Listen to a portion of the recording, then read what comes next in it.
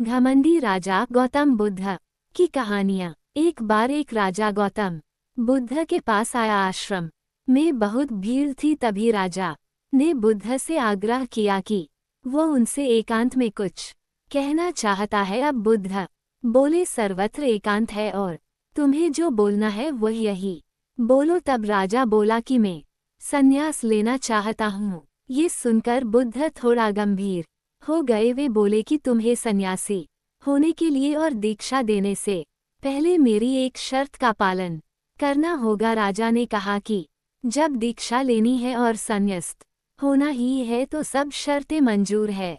बुद्ध ने राजा को आदेश दिया कि अपने कपड़े और जूते उतारकर अपने राजधानी के राजमार्ग पर स्वयं को जूते मारते हुए चक्कर लगाकर आओ। अब राजा ने वही किया और उसके चले जाने पर शिष्यों ने बुद्ध से कहा कि जब हम दीक्षा लेने आए थे तब आपने ऐसी कठोर शर्त नहीं लगाई थी और आप स्वयं करुणा अवतार है, फिर राजा के साथ ऐसा कठोर व्यवहार क्यों?